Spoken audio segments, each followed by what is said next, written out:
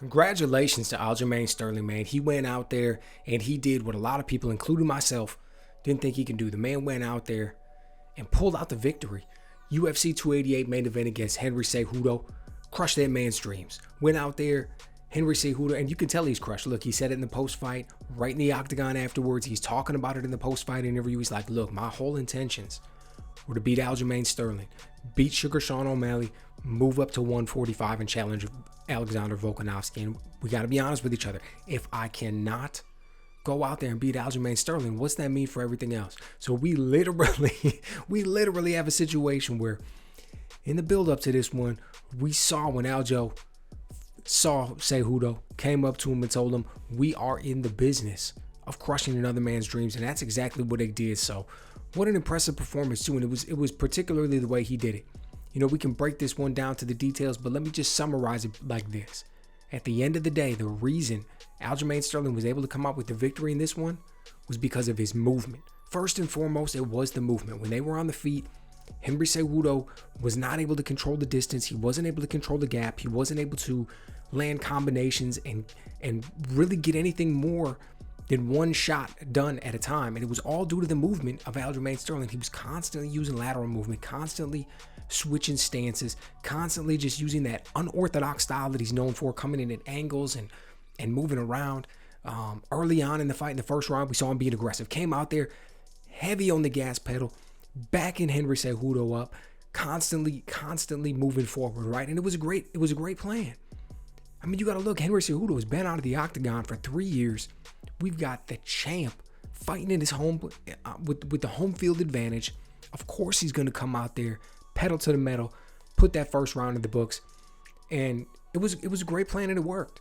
I mean, Henry Cejudo ended up getting a takedown in that round. He made it look easy. But, you know, one of the other lines of this fight was that even though Henry Cejudo got a few takedowns, he was never able to do anything with it. He wasn't able to control Aljamain Sterling for any amount of time on the ground. He wasn't able to land a bunch of ground and pound. Aljo was always able to get up, and when it was all said and done, Aljo got more takedowns than Cejudo.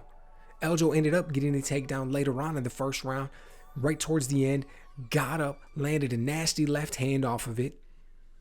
You know, great game plan, man. Great game plan.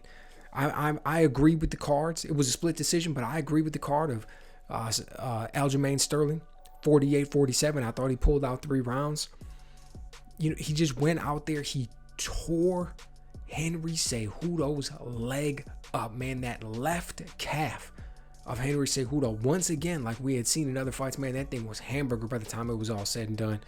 That calf kick was money all night for Aljo. You know, early on, he's the aggressor. Later on in the fight, Henry Cejudo's the aggressor, but still, we see Aljo using the movement. We see him picking his shots. We see him able to get things off. We see him go for an excessive amount of takedowns, and even though he didn't get a lot, he was able to get enough. You know, in a lot of ways, this was just like every other Aljamain Sterling fight that we saw, right? He came out there, he used the unorthodox striking, he's able to get his shots off, he's able to get takedowns, strong in the clinch, constantly able to get a 50-50 move, flip things around, get it up against the cage. It was just more difficult. It wasn't as dominant. You know, he got to the back, and I think one time in the first round against Henry Cejudo early on, wasn't able to like get the hooks in and get that body triangle that he's known for or anything like that. He wasn't able to dominate for long periods of time like we saw in other fights, right? It was a more difficult fight, but in a lot of ways, it was like every other one. It was like every other Aljamain Sterling victory that we came out there and saw. So, you know, the man is who he says he is, and he's now doing it against more and more difficult competition. I mean, look, I can only imagine, who knows what Henry Cejudo would have looked like if he wouldn't have been out of there for 3 years. Because he looked impressive tonight, man. He was able to go out there and he was able to get some things done, but it just wasn't enough. Because Aljo's the real deal, and it was interesting. Even after the fight, Henry Cejudo said it. He said, look, man, this guy's better than I thought he was. When I'm watching him on film, I saw little holes. I saw opportunities where I was going to be able to get things done. But when I was in there, it didn't look quite the same. He's a real competitor. He's tough. He's able to make it happen.